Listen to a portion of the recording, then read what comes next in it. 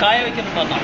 அது வந்து டோட்டல் ஒரு 8 ஹவர்ஸில் அந்த லீஃப் வந்து ஒரு 50% ட்ரை ஆனோடனே கலர் வந்து க்ரீன்லேருந்து ப்ரௌன் கலராக சேஞ்ச் ஆயிடும்.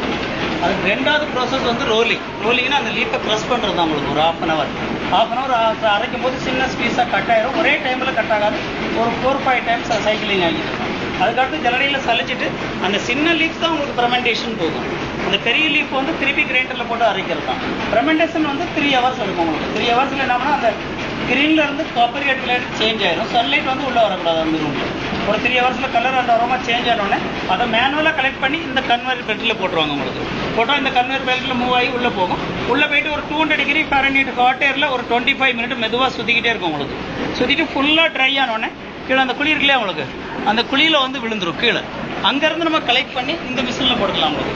இங்கே போட்டு நம்மளுக்கு வந்து க்ளீன் பண்ணுறது உங்களுக்கு. இந்த ஃபைபர் இருக்கு இல்லையா, இந்த ஃபைபர் இந்த வேஸ்ட் பார்ட்டிகல்ஸ் எல்லாமே இதில் ஸ்டிக் ஆயிரும் உங்களுக்கு. இது வந்து இன்ஜியோஸ்டாட்டிக் எலக்ட்ரிசிட்டி தான்.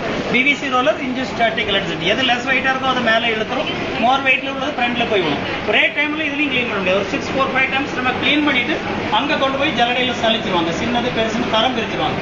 அங்கே வந்து நெட்டோட சைஸ் தான் டிஃப்ரென்ஸ் இருக்குல்ல.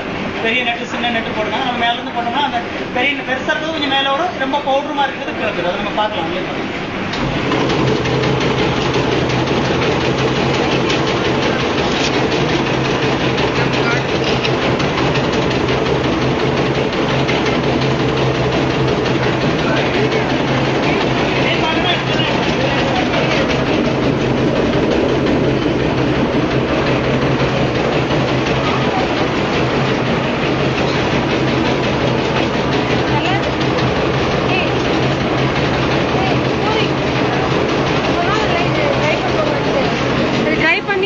இதுல போடுறாங்களா? இதுல போட்டா என்ன பண்ணும்? அது எலக்ட்ரோமேக்னெட்டிக் இண்டக்ஷன் ஏதோ சொன்னாரு.